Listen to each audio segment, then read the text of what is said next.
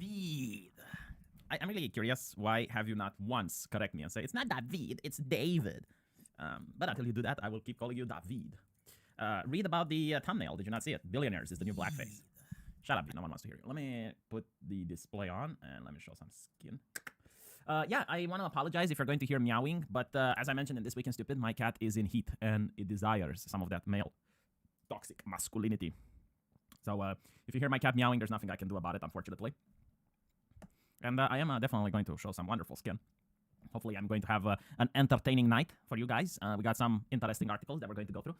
And American Gun Max wants to inform us that he is taking a massive dump. So not just any dump, but a massive one, all right? I'm not putting Saturday with Satan. I don't know, like, you keep telling me to do things that I do not want to do. I have no desire in Saturday with Satan. You watch my channel for, like, how many years now? You know, you give me a donation, $100, put Saturday with Satan. I'm like, you know what? Fine, let's watch Saturday with Satan. But not even there. Like, why would I get a copyright strike for no reason? Like, you do understand that when I make a live stream, if I put other channels, I run the risk of getting a copyright. What is wrong with you, Tactical Droid? Like, ask yourself what is wrong with you. Anyway, would you be willing to do a philosophy segment? Sure, why not? Breed your cat to make money.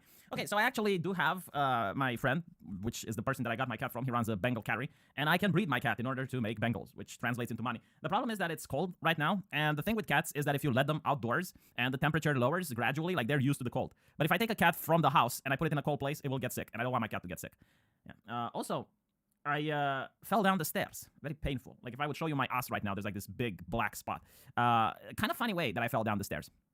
I was taking a bath. And my fiance walks in and says, like, make sure you put your clothes into the bin, into the dirty clothes bin, right? So I get out of the bathtub and I wrap my towel around myself and I take the clothes to the bin.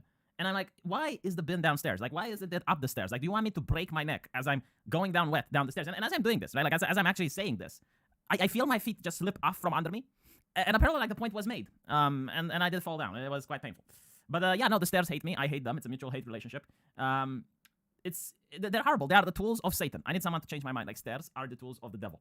They're a leftist invention, I'm telling you. Like, stairs is what a progressive would make. Just absolutely horrible. No, V, I don't want you to watch it. I want you to make it. What do you mean make Saturday with Satan? What are you on about? You're crazy. Go away. Yeah, she does make it look like an accident. Now that I'm thinking about it, like, maybe she planned this. She's after my fortune, isn't she? Okay. Fine. Yeah, I didn't break my neck or anything, but my fucking God, are they painful. All right, let's see what we got. We got several articles today that we can talk about. And some people want me to finish playing Mafia. I don't know. I guess, maybe, perhaps. So this is the new fashion now. A lot of people are posting images with individuals that are trying to find new ways, new interesting ways to protect themselves from the COVID. I don't know if some people aren't just sarcastic about it, but like, okay. So you got like this gentleman right here. Then you got like this, whatever this is. I mean, what is this? Is it like a shopping bag that the person just cut a part and then put it on their face? Like, really bizarre. And then, you know, like this is probably like the best because, you know, a lot of people aren't mentioning the fact that the virus can get in through your eyes. I mean, they keep saying like double mask or triple masking. It's like, yeah, but the eyes are also a window to the soul, as they say. And then we got like this. This is the very interesting one. So what I like about it is not only that it's got like the original cover, but the person also has a mask on as well. So it's like the double dip. And this guy doesn't have anything. But, you know, it's kind of interesting. If you show this picture, like, I don't know, 5 years ago, this would look like a conspiracy theorist. And this would look like a normal person. Now it's the other way around. Like, this is the crazy person for not masking up. And this is the normal person. Oh, my God. It's very interesting. Like, there are so many of these pictures on the internet that they kind of transcend cultures and barriers. It's fascinating. Do you have a video of social justice moments in Star Trek Discovery? My mom grew up watching Star Trek, and I want to send her proof of the bullshit they put there. Yeah, I mean, you can go on YouTube, and there is this... Next Generation versus Discovery, and you get this video with 909,000 views. I mean, let me just show you, right? So if you type in YouTube, the difference between TNG and Star Trek Discovery, you're going to see like the short. But if you want the whole thing, if you want the entire scene, I don't know, man. Like I can't watch Discovery, and I really wanted to. Season 1 was, but it was watchable. Like I could definitely watch it through. I even reviewed it. Some episodes were actually good. Other episodes were bad. But when you get to season 2, it starts going like incredibly unwatchable. I mean, the way those characters behave and act, it's almost like they're not human. I remember actually like the first episode of season 2. They really wanted to hammer the point, and this is what the writers are saying. They wanted to hammer the point that mansplaining is bad. So we're, you know, talking about a futuristic society, a utopia, where everything is perfect. I remember like an episode of the old Star Trek where they were actually talking how they transcended racism, like there is no racism in the future. And I think like they had Abraham Lincoln teleported, like, well, not Abraham Lincoln, but like, you know, the AI from the holodeck created a representation of Abe. And he addressed, like, he misspoke to a black woman that was working there, and like the communications officer. And I don't know how he called her, but it was like in a sort of a racist manner, but like Lincoln didn't want it to come off that way. And she was taken aback, like she didn't understand. And then she's like, "Oh, that's supposed to be racism? Like we don't have it in the future. We don't know what you're talking about, right?" So that was like the vibe of Star Trek. It was like humanity is already perfect. But in Star Trek Discovery, obviously, like mansplaining is still a big thing. So they have Michael Burnham, right, like the main character, and she's smart. She knows everything. She's the bestest ever. And she goes with a team of women and another guy. And the other guy was an officer. And the other women were like low ranking, but the other women would follow what Michael Burnham was saying. But the guy was just like being an asshole, even though like Star Trek, like the Federation is a military institution, so like he was supposed to follow her orders anyway, like regardless if she's a man or a woman. But she says like you need to avoid the asteroid field, but the guy like really wanted to show off how good he is, so he goes through the asteroid field and explodes.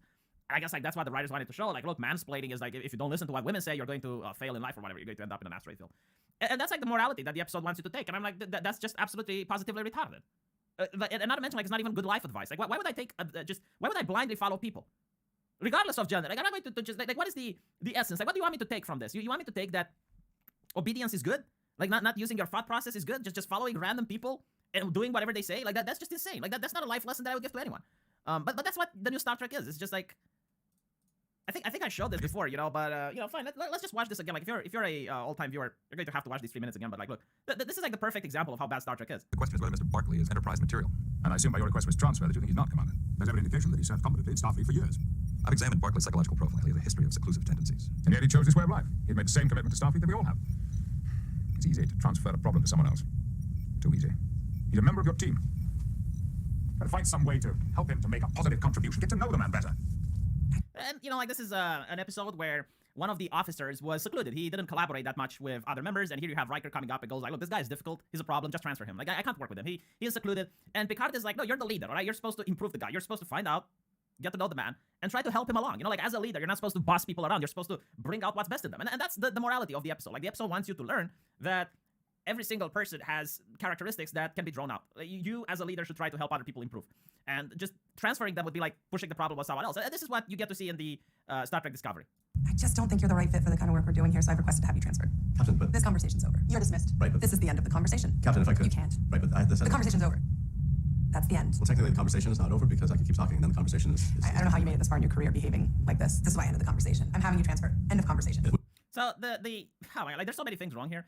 First of all, like she's obviously way too young to be a captain. But again, because she's a woman, she's just that much better. And she just manages to be captain. I mean, she skips all the other ranks. Boom, captain position. And secondly, she acts like an HR person, which I suppose is how the progressives view the role of a captain. Like you do not ascend the ranks like you go through the military. You start with private and then you go all the way up and then you get to captain and then admiral. No. You go through university through gender studies and then boom, captain. Like I guess that's how they view it. But what's interesting is like this is so corporate that I can't view this as a utopia of the future. This is not a future that I would look at. This is a fucking nightmare. This is a hellhole. I mean, with a smile on her face, she is destroying this man's career and not even telling him what he did wrong. It's like the terms of service of some social media company. It's like, oh yeah, you're banned. Or like, we're very sorry. I know this is hard for you, but you're banned. Like, can you tell me what I did wrong? No, this is the end of the conversation. It's, oh God, like this is exactly what's wrong with Star Trek. And here's another example. Pretty hot looking broad. Is that good? It ain't bad. I didn't know it's gonna be so hot. You're on board. Did you ever pee? Piss off. Piss that little neuron. You put that away. Pissing me off. So this is one of the things that is being discussed in the next generation, right? They stopped cursing in the future. They view this as being very vulgar, and for some reason they don't use harsh words. But they forget this when they're making the Star Trek Picard. Piss off. Pissing off. Somebody's asshole wrong the next. And the thing is, like, I noticed this with progressives. They view themselves as more empowering when they curse, which is very reminiscent to teenagers, right? So when I grew up in a household, like probably many other people did, where cursing was frowned upon. Like my parents, when I was a kid, and even now, I suppose, they don't like it when you curse in their presence. They say like language or whatever. Okay, now, when you finally manage to get out of the house, you go to high school or you go outside and you play, it's very edgy to curse because now the parents aren't in earshot, right? So you can finally say whatever you want. And a lot of teenagers just curse constantly. I mean, I knew guys that use fuck off like a punctuation sign. Sorry, they use fuck as a punctuation sign. But the thing is, you grow out of it. Like, you understand that this is not the correct way of speaking. Like, it doesn't do anything if you constantly curse. Like, it's not really that edgy. But progressives don't seem to grow out of that, which is why, like, a lot of progressive characters in comic books, video games, and TV shows, they curse nonstop. Like, I am so disgusted by the trope that they have of the strong woman, which curses nonstop. Now, I'm not saying you shouldn't curse in a TV show or you shouldn't curse in a movie, no, heaven forbid. But cursing should be done when it's required, like something really bad happens. Or maybe it's like, you can have like a character that's really uneducated and he curses all the time and that's part of his shtick. Or you can just have like cursing for comedic effect. But when they're cursing nonstop, like for no reason whatsoever, it's just like, it's vulgar, it's foul. I just don't like it, and it shows immaturity. Desert Hamster put a railing on the stairs. Yeah, the railing is going to come really late because that one is actually very expensive. Yeah, the less you swear, the more it means when you do it. Like, I remember having a boss at KFC, and the guy was incredibly chill until we got the new hiree. And this guy that we hired was just absolutely abysmal. It's like he didn't care, came to work while drunk, and he didn't do anything right. And then when the boss finally cursed, like this guy that never cursed, occasionally just like drops the F word, everyone was like, whoa, you know, because it has meaning. Good God, what cringe. It's amazing how their tainted worldview seeps its way through the media they make. Your video of Disney take on Luke and Han rescuing Leia versus the original was also great telling. Yeah, we can go through that as well. I'll actually go through that as well, but let's finish this first. Energy flows within normal parameters, from the pre-fire chamber to the emission aperture. That's when you put the phaser in his mouth. Pull the trigger. Pull the trigger. Oh yeah, the phasers don't have triggers, but like, okay. Stop! I still can't close my eyes at night without seeing the last one's blood and brains splattered all over a bulkhead. Phasers don't do that. It's almost like they haven't watched the originals whatsoever. Yeah, phasers just disintegrate. There's no blood, there's no gore or guts or anything. That nonsense is centuries behind us. It's a primitive culture. I'm just trying to blend in. Okay, all right, just back off. Back off. Everybody just give me some space. Keep your mouth shut. Yeah, in the future, in the original Star Trek, they weren't doing drugs or narcotics. Like, they wouldn't smoke, they wouldn't drink alcohol, and they wouldn't do drugs. Now, there is some exceptions to this. I guess when Deep Space Nine comes along, you have the barman and, you know, like, the Ferengi, they drink. So I guess, like, drinking might be, but definitely not smoking. Like, they make an entire point about this. Like, no one is doing nicotine in the future. There was marked deterioration in every system of his body, probably from massive chemical abuse. Unbelievable. Sounds like someone who hated life. Unbelievable. Heirloom furniture. I'd show you around my estate, but it's more of a hovel, so that would just be, humiliating. People are no longer obsessed with the accumulation of things. Oh, beams. Heirloom furniture. They really just destroy the entire thing. That's the essence of Star Trek, which is supposed to be the utopia. It's a future that you want to be in, like a future where no one smokes anymore. Like, even people who smoke don't like smoking. It's more like a vice. Like, they're addicted to it. No one likes knowing that they're spending so much money on cigarettes. I know so many people, maybe there are, like, I don't know, maybe there are some people that still legitimately like smoking, but most people don't like the stinky breath. Most people don't like spending so much money on it, right? Most people don't like getting cancer. But here you have all of these things, and it's just like, well, where's the utopia? Where's the progressiveness? I need to make a phone call as soon as possible. A phone call?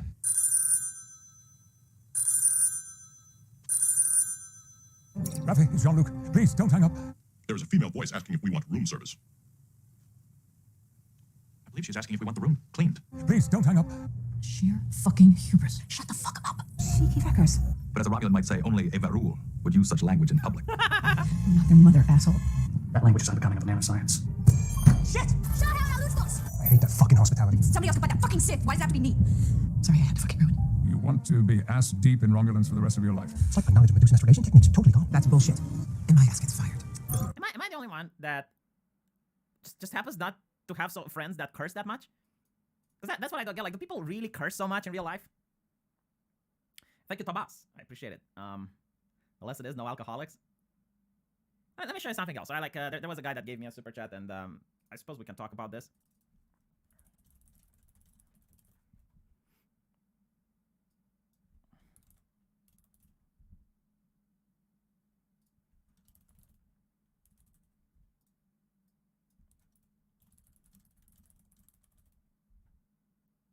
Damn, I don't know if I can find the trailer.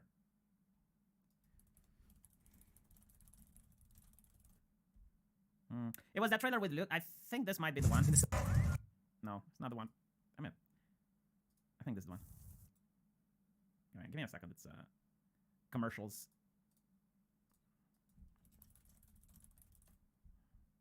Yeah, I found it. All right. So this is the reason when Hollywood does quote-unquote female empowerment, which is not really female empowerment anything, it's just like giving women toxic masculinity. When they do it, it destroys the entire movie. And here's a perfect example, right? So you got this Princess Leia, the rescue from Disney, and they completely retconned the whole thing. So when Luke comes to rescue her, she's like, oh, what took you so long? Like, oh. They made Luke kind of cool, I have to say. Like, he's got like this friendly face, and it really is fitting, but all right. Now, in the original movie, the reason this is cool is because they're working as a team. So you get Han, which is very good with combat. You get the Wookiee, which is also capable of handling himself. Then you get Luke, which at this point in the movie isn't very capable. But, I guess he's the main actor, so he's just dragged along. And then you have C-3PO, which is the brains of the operation. Like, it's the thing that shows intelligence. Like, what I'm trying to say is that everyone has skills that they bring to the table. And they work together as a team. Basically, like, each frame allows the person to shine. So, in this particular one, you see how, they're fighting the stormtroopers. It looked like, it just appears like a dumbass, having his tongue on the corner of his mouth, but whatever. And this is the point where it's really annoying. It's like Leia, right? Just takes his gun away, gets out of cover, just starts killing these snowtroopers with cold blood while Luke looks like an imbecile, you know, tangling himself up with the wire. I mean, they literally turn Luke into the comedic relief. I don't mind, like, if you want to make Leia look like she's in charge or whatever, that's fine. But why do you have to diss everyone else in the team? I mean, if I'm a Luke fanboy, I would be really disappointed in seeing this. I mean, this is basically just, in order to make Leia look better, they have to make everyone else look worse. Because they don't know how to create interesting characters. They're not creative people. Like, they're corporate drones. They know how to follow. They know how to do what they're told. They don't know how to make interesting characters that stand out on their own. So what you do when you can't do that is that you make all the characters look completely dumb by comparison. And you know, it's so dumb. I mean, it's like, the guy risked his life to rescue her. And by creating, like, this new way of acting for Leia, makes her look not only ungrateful, but I'm sorry to say this, but she looks like a bitch. I mean, if she's so competent, why did she rescue herself? You have to ask yourself this as the audience. Yeah, again, like, she's the one pushing him behind. She's the one taking out the stormtroopers. She's the one directing the rebel forces. She's the one killing Jabba. And it's like, okay, this happened in the original as well. But the way it's presented here completely destroys and invalidates the team effort of everyone else.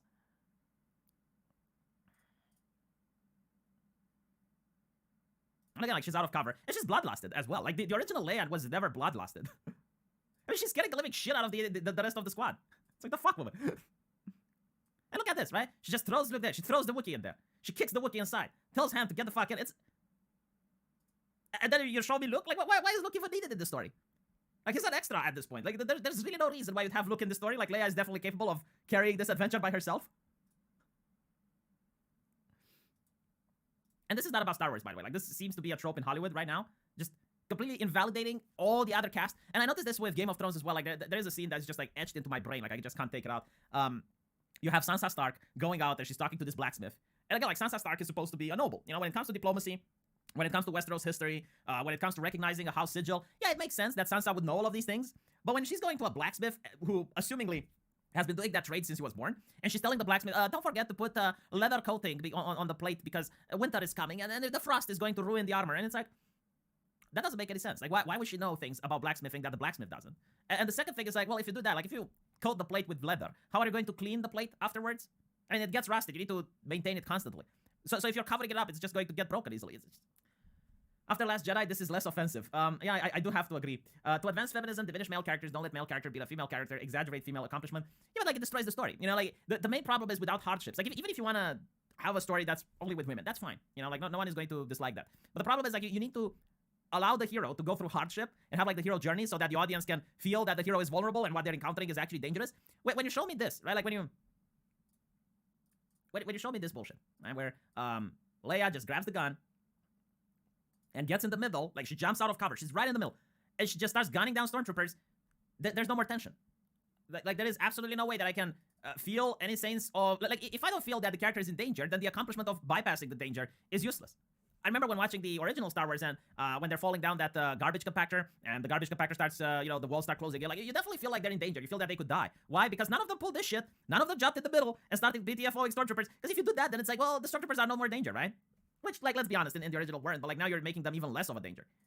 And not to mention, like, Leia is like the Hulk now, like, just able to grab the Wookiee and just with one hand, like, she doesn't even use two hands. With one hand pushes him down. It's like, all right, whatever. You know, it's just like. They try to make overpowered characters vulgar and cynical to make them relatable, which is the worst possible decision. Powerful characters are supposed to be the ones with class. Yeah, I mean, this is something else that I noticed. The old writing used to be with great power comes great responsibility. So the more power you have, the more restraint you need to have. And this is what was considered masculine back in the day. Like, if you look at most heroes from Westerns and heroes that used to be in the movies that our parents used to watch, the whole thing of a hero was that he's really powerful, but he always shows restraint. For example, Superman, right? Like, Superman feels that the entire world around him is made out of cardboard, but he always shows restraint as to not injure or sorry, not to kill his opponents, right? He could just kill any opponent he wanted, but he, like, part of being a hero is to exercise that restraint. What's considered to be a hero is a person that chooses, like he could end the like he could end the fight, but chooses not to. So it's, no. He could definitely win with a fight, but he chooses not to fight and chooses to handle the situation through other means. That's what's considered to be exemplary when it came to masculinity back in the day. Now it's just like, no, let's give power to female characters and call that empowerment and have them, like, just go all out. And it's like, no, it makes for unrelatable heroes. Yeah, showing restraint is toxic masculinity, yes. That's where Man of Steel kind of falls. I guess, you know, like, Man of Steel, like the Superman movie, I don't mind him killing Zod that much because, like, there was really no other way. Like, they didn't know about kryptonite. They didn't have access to the Phantom Zone. Killing Zod was literally the only way to save the planet. And it's like, okay, fine. Meh, but okay. I was like, all right. Anyway, right. Let's read the article. So it's criticizing billionaires that you're wearing blackface. This is from the Washington Post. Democracy dies in darkness. Oh, well, okay. Billionaires have everything, but not quite everything. I want to point out that ever since a lot of leftists, activists became millionaires, they're not talking that millionaires are bad anymore. If you look at Bernie Sanders, if you look at what he used to say before 2019, he would always say millionaires and billionaires. Like that was his catchphrase. After Bernie Sanders becomes a millionaire, he now only says billionaires, which is quite fascinating. Now, of course, there's a class difference between millionaires and billionaires. I think like more and more people are millionaires nowadays, but that's also because of inflation. Billionaires are very rare. But yeah, I mean, there is definitely like this difference between someone that's a millionaire and a billionaire. Whatever, it's not that important, but I just noticed the conversation shift. So they say that billionaires have everything, not quite everything. Possibly the one thing they don't have is victim status. So this is very interesting because you have the Washington Post understanding that victim status is something that people desire. Like because of the culture that we live in, victim status is something desirable. Because it's a thing, like billionaires want that. Like why on earth? Why on earth would a billionaire want the victim status? And by the way, I'll probably make this tomorrow's video because it's very fascinating. Because victim status in today's society is power. That's why. I'm a victim, therefore. And you don't really have to be a victim. You just have to convince other people that you are a victim. Now, the idea that billionaires don't have victim status is absolutely bullshit because they totally do. That's why they push identity politics. Because like through identity politics, as long like if you're a billionaire that's like a black woman billionaire that's gay or trans or whatever, like she's getting victim status, even though she's a billionaire, right? Obama's wife gets victim status. Why? Because she's black. Smollett, perfect example. I don't know if he's a billionaire. He's a millionaire. But he still gets victim status, right? Despite the fact that he's rich, he's got connections. What is his net worth, though? Like, let me check. I'm actually curious now if Smollett is a billionaire. It's probably not, but... Smollett net worth, $1.5 million. Okay, so he's a millionaire. But it's why they make the separation now, as if, it's not really the same thing. Like, when you have a vast amount of wealth, like past a certain point, it's very difficult to say that there's much of a difference. So here's the thing, right? They push identity politics because then rich people can get the victim status. And what's interesting, like I remember back in the day when, what was his name? Brianna Wu, right? Like during Gamergate. I was pointing out, it's like, dude, she's rich as fuck. Like, why are people treating her like she's a victim? And someone told me, it's like, oh, well, who cares that they get money if they're getting like abused online? I'm like, are you fucking kidding me? If someone is that rich and they legitimately are afraid for their life or whatever, they can hire a personal security detail. Like this woman can walk on the street with 4 police cars, 2 in the front, 2 in the back, and a chopper flying over. Like, it's really difficult and bizarre to believe that you think a rich person doesn't have more advantages than a poor person. Our democracy faced a near-death experience. Man, I never understand this shit. Like, what the fuck did they think was going to happen? Like, what was the win scenario for Trump in this situation? Like, okay, it was a riot. But how the fuck would democracy end? Like, let's say these people managed to occupy the house. What then? What then? It's just a fucking building. Like, the legislative could have moved to another building. Like they did in the French Revolution. It's like, oh, the king shut down the parliament. What are you going to do now? Oh, ho, ho. And they move somewhere else. Like, the idea that democracy is represented by one building is the most dumbest shit that the Washington Post have ever printed. Sorry. It's just like bizarre. I mean, do they even believe this? Billionaires cannot fathom why, although some people idolize them, not everyone does. I don't think like people idolize billionaires. Like maybe people want to be like them, but I don't know if anyone has like a Elon Musk statuette in his bedroom. This is nearly as intolerable as it is perplexing. What is this criticism all of a sudden? How can being the obvious winner in our new winner-take-all game not inspire universal admirations from all the losers? Do they see how badly they were beaten? So where's the love? Okay, so the author of this post doesn't understand why people might like someone that managed to get to the top. And the reason is like, okay, well, if I look at Bill Gates, right, and he managed to become a billionaire, then the reason you would like him is because you would try to see what he did in order to get where he is so that you can emulate that, like you're trying to emulate that way of life, hoping that you can also become a billionaire. Like that's the idea that most people have in a meritocracy, but you then have leftists and it's like, oh, I just don't understand. Like, why do people like certain billionaires? Like, why do people like Zuckerberg? Or why do people like, that's why. It's the same thing like why Christians like Jesus Christ. Like, Jesus Christ is above the billionaires, right? Because he's got the kingdom of heaven.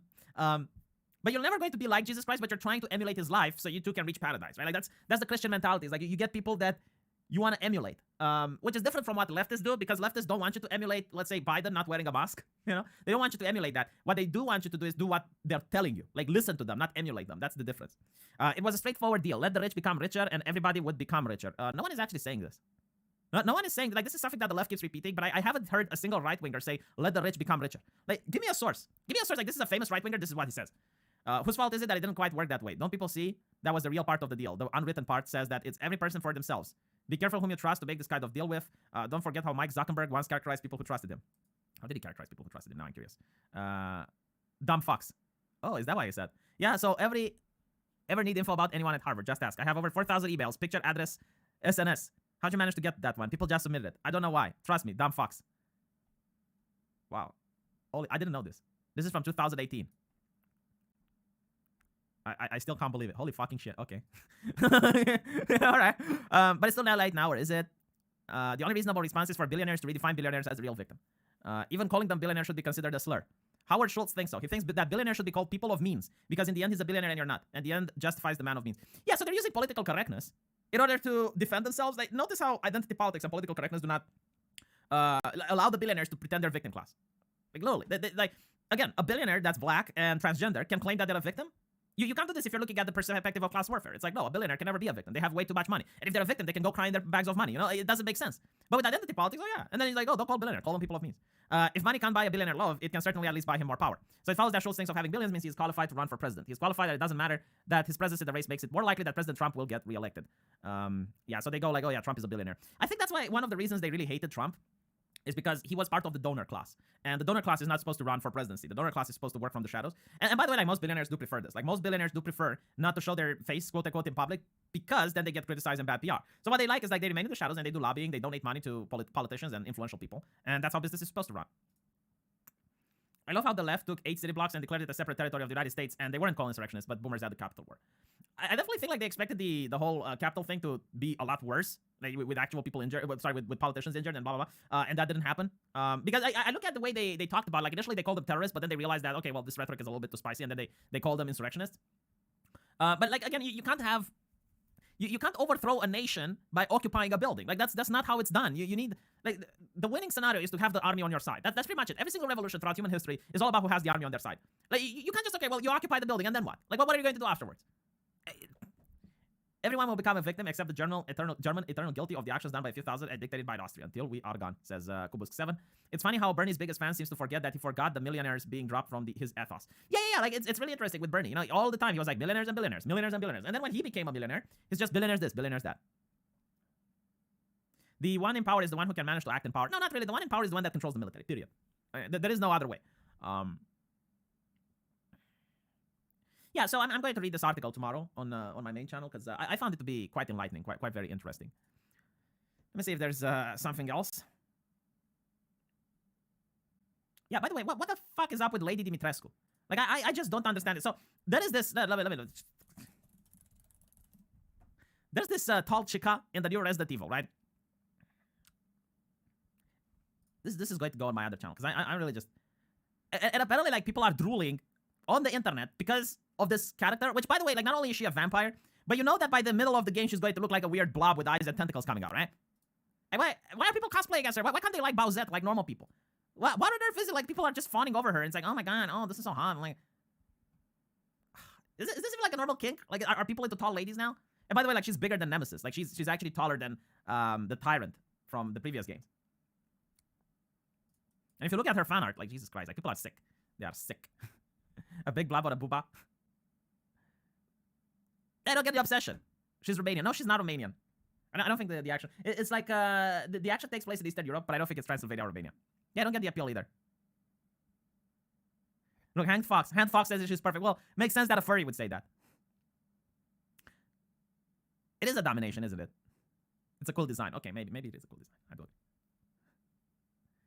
Many guys have the tall girl thing. Man, I had the tall girl thing until I went out with the tall girl, and it was so bizarre. Like, not to mention, like, that tall girl also wanted to wear high heels, and she was like a head taller than me. Like, my forehead would go to her neck, and it was so weird walking down the street with her. I felt like I'm walking down with mommy again, and it was quite bad because even though we were compatible, like, personality wise, like, we couldn't get over the size difference. And thank you, Brian, for the donation.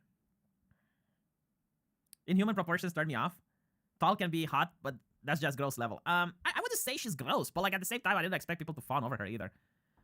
See, a lot of people say that that's based on Romanian folklore. There's nothing in Romanian folklore about that, but a lot of people don't even know Romanian folklore. It's more like the Witcher monsters. You know, that's more Romanian folklore. We don't even have vampires in Romania. Like, that's a foreigner that wrote the story of Dracula, and it even has nothing to do with the castle where Dracula was. Like, Dracula was in Wallachia. He wasn't in Transylvania. Couldn't even get the region right properly.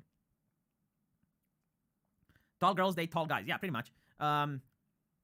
She is the first Basti characters in 5 years. That might be true. You know, like, maybe because she's the first lady with tits that's getting people excited.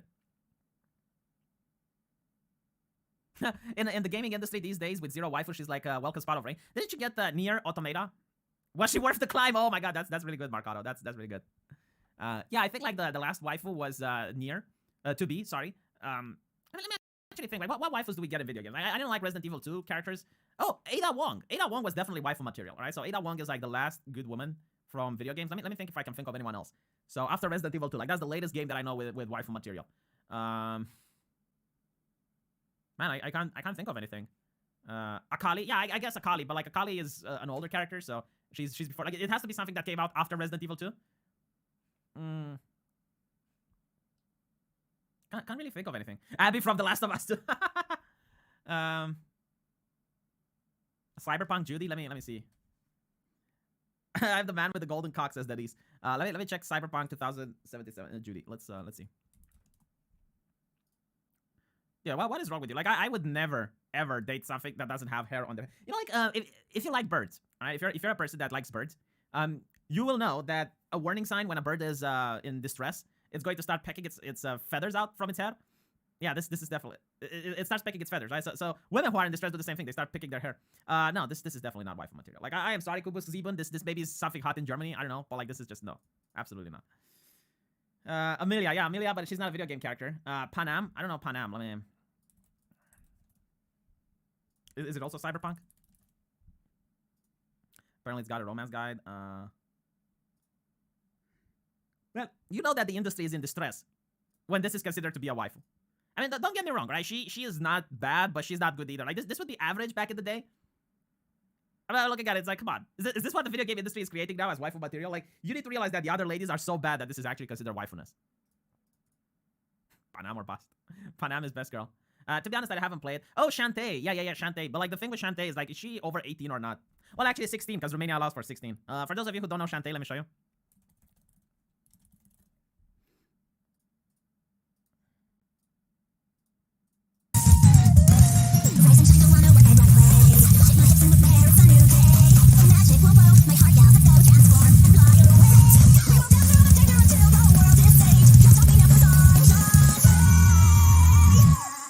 To be honest, I'm more into risky boots than Shantae.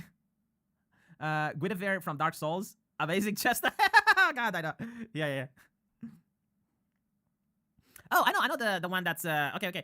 Streets of Rage 4 has the best waifu. I should actually play this game. It's really good. Yeah, Streets of Rage. Not only like one of the main characters is a good waifu, but some of the villains are really hot as well. Yeah, this is the game with the best waifu that came out after Resident Evil 2. Look at this chick, and her posture is perfect as well.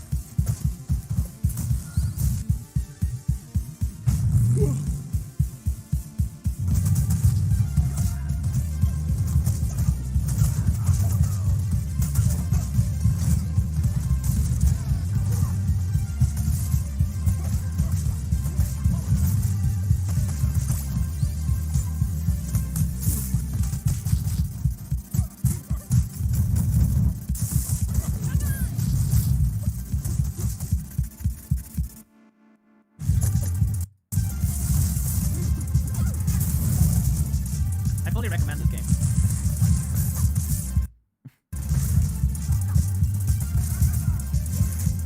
I want to see if there's any of the other ladies that are the enemies, which I find hot. They don't show them here in the trailer.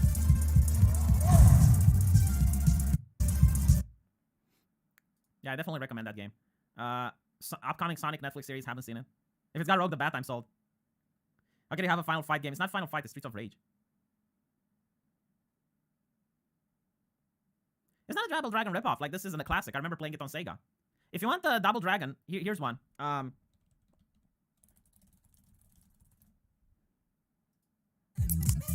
So this is actually the continuation of Double Dragon, except that the guys get kidnapped this time and the girls have to rescue them.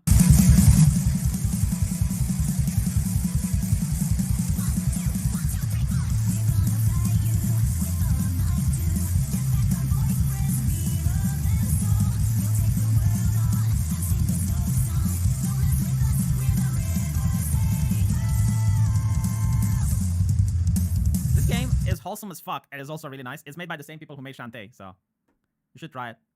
Yeah, Vedatron remembers me playing it. Yeah, it's done in a fun way, Billy. It's not done in a toxic Hollywood fashion. So it's definitely something that I would suggest. And it's very light-hearted. Like, there's so many cool jokes in it, and they actually do land. Yeah, Streets of Rage is legendary status. Like, a lot of people played it. What's wrong with YouTube ads these days? I saw one on my home page the other day. Girl playing with herself was really weird. I haven't seen those types of ads. River City Girls is fun, trying to unlock the secret boss fight. Yeah, the secret boss fight, like you have to find some collectibles that are kind of difficult. Anyway, all right, thank you guys for watching. I hope you enjoyed the show, and I'll see you all tomorrow. I'm really dying of sleep right now, so I'm going to turn in, and see you guys in the comment section.